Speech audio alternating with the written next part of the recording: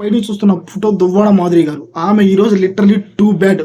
ఏమన్నాడు పవన్ కళ్యాణ్, వచ్చి కూర్చోండి మేడం, ఈరోజు ఫుడ్ వండటం చాలా లేట్ అయిపోయింది కదా, రేపటి నుంచైనా పెందలాడి ఫుడ్ వండుకొని తిందాము లేకపోతే చచ్చిపోతాము అని అన్నాడు. దానికి కూర్చుంటేనే చెప్తావా లేకపోతే చెప్పవా అని అక్కడ వెట్టకారంగా అన్నారు. అప్పుడు పవన్ కళ్యాణ్ ఏమన్నాడు, మీరు ఇలా మాట్లాడితే నేను ఇంకోలా మాట్లాడాల్సి వచ్చింది అన్నాడు. అంతేగాని మిమ్మల్ని కించపరిచినట్టు మాట్లాడతాను, ఎలా పడితే అలా మాట్లాడతాను ఎప్పుడు పవన్ కళ్యాణ్ అయితే అనలేదు. ఇంతవరకు లేడీస్ ఎవరిని కించపరిచినట్టు పవన్ కళ్యాణ్ ఎక్కడా మాట్లాడలేదు, అది నిజం. ఆ తర్వాత కిచెన్లోకి వెళ్ళిన దువ్వాడ మాధురి గారు మళ్ళీ అక్కడ పాయింట్ రైజ్ చేశారు, ఇంకోలా మాట్లాడతా అన్నాడు. ఆ ఇంకోలా ఏంటిది అని అక్కడ పవన్ కళ్యాణ్ అగ్రెసివ్ గా చెప్పడం అయితే టూ కరెక్ట్. ఇంకోలా అంటే ఏమీ లేదు మేడం, మీరు ఎంత వెటకారంగా మాట్లాడారో నేను కూడా అంతే వెటకారంగా మాట్లాడతాను అన్నాను, కానీ కించపరిచినట్టు మాట్లాడతానని ఎక్కడ అనలేదు.